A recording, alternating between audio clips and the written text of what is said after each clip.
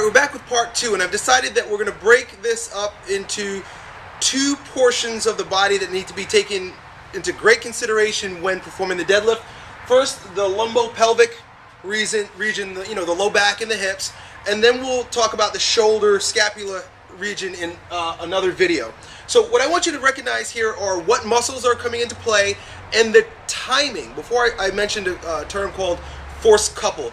Well, there's a particular timing that certain muscles are to be activated, and there are certain techniques that should be used in order to be fully functional, but most of us aren't, in order to have the right muscles activate at the right times and decrease the load on muscles that just aren't designed to do some of the things that I see a lot of people in YouTube videos and in the gym. I'm lying, I don't go to the gym, I train here in the warehouse all the time, but I've seen people in the gym do. So, here. Let's go over really quickly the what's called the lower cross, and I'll explain to you what I'm talking about in a moment. Basically, over here, we've got the front of the body. We've got like what I described before as like the deep abdominal walls. So you've got your, let's just call this your abs in this area here, right? Upper quadrant. Over here, you've got your low back, like your posterior ligamentous system. So that's going to include the ligaments that hold your spine together, as well as the musculature, like the big lumbar erectors, the big muscles back there. So that you got your abs and your low back on both sides. Then down here, the 2 major deals we got going on are our hamstrings, and over here we've got our hip flexors. We'll call that, let's call it psoas. I don't even know if I'm spelling that right. P-S-O-A-S, psoas. So those are we call that our lower cross, if you see.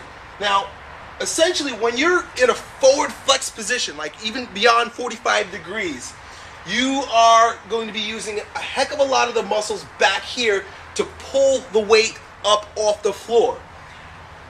A major player that often gets neglected in this particular move, pulling a weight up off the floor, are our glutes. So we'll call that glutes. And if done properly, we can activate like 80% of the gluteal muscles in order to support the pull up off the floor. Now what happens is, a lot of times people who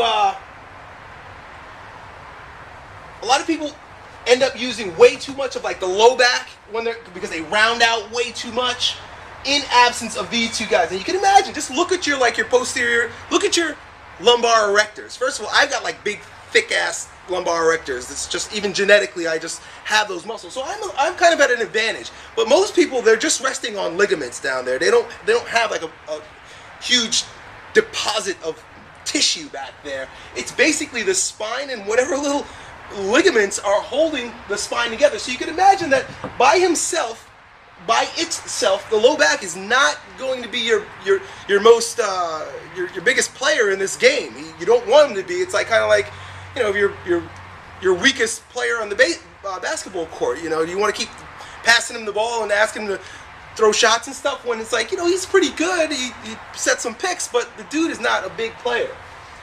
Most of the time, people who deadlift improperly, or who end up having a lot of back pain when they deadlift, or just can't improve their performance, because really, that's what I'm into. I just want to get as strong as possible and help other people get as strong as possible. But it can't happen if you get your weakest player doing all of the work. So what we've got to do is we've got to create a situation where the low back shares the work with this big guy and the hamstrings. And the way that happens is, like I described earlier, is instead of having there are several different ways that you can deadlift. Before I described it with the really bent knee, sinking your butt very low, where you end up using more of like the quads. And then you've got the other extreme. So these are the 2 total extremes. One where people think they're squatting off the floor, and the other one where the legs are super straight, like this guy here, and they almost have a kyphotic lift, a rounded back lift, trying to pull a lot of weight above the floor, and end up using a lot of their posterior ligamentous system, end up using a lot of the low back, and completely negating their biggest assets, which is their ass. So the way that we support getting the glutes involved, I'm looking for my, is by, this is very important, let's get a 20 degree bend in the knees. So like it says there, it's just about 20 degree. When you bend at just about 20, it's a sweet spot. And it's like you really have to have, if you're just doing this at home on your own, or if you're a coach, you probably know what I'm talking about. Not definitely, but there's a sweet spot where your knees are bent just enough and your ass is just high enough in the air where you totally just, the hamstrings are really being activated and the glutes are being activated.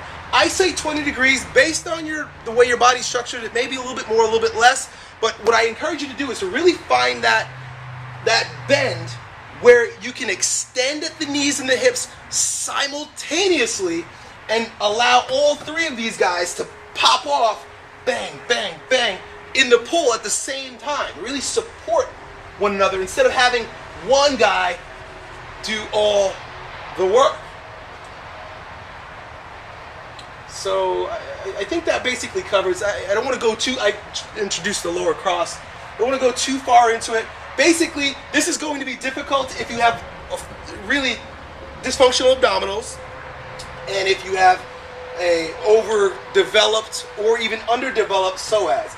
There should be a natural standing balance between these four muscles. So just really quickly, if you could imagine, and this is being very general, you should have like a 25% or percent activation just standing, your walking posture between these four quadrants. So basically, if you end up having really overdeveloped hip flexors, which a lot of athletes do, especially a lot of people that lift weights and squat a lot, they've got that Donald Duck syndrome where their butt's sticking out. They end up having like something really weird, like especially as it relates to this cross, something like where this guy is taking, I don't know, he's like 60%, and then he's got like 40%.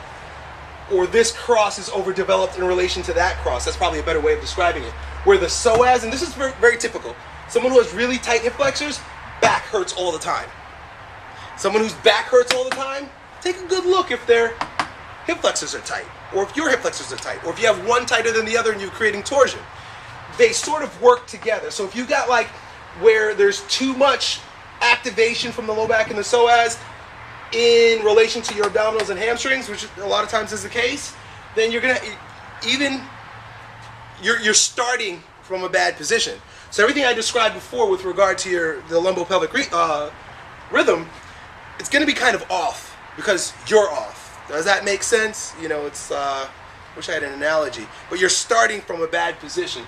So this is not the video where I need to go into all of this, but just it needs to be said that there are several imbalances in this area that will make it very difficult for you to find that proper rhythm in the lumbopelvic region in order to maximize your deadlift.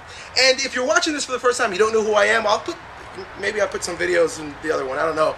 But I can deadlift a shitload of weight. I'm actually strong. I don't just talk about this stuff. I actually know what I'm talking. I know what I'm talking about because I'm a professional strongman. I pick heavy shit off the floor for a living. So I can tell you that when my deadlift is on, there's a sweet spot. It has nothing to do with brute strength. That's something that you got to consider, especially strength athletes out there, and testosterone-laden 19-year-old football players. Like, dude, it's not about how hard you're going. It's, especially with the deadlift, it's a science. It's precision. It's like, did you find that sweet spot down here? And then with regard to the glenohumeral region that I'm going to describe in a moment. So I'll be back at you with the next video that describes what has to happen with the upper body in order for your deadlift to really maximize itself.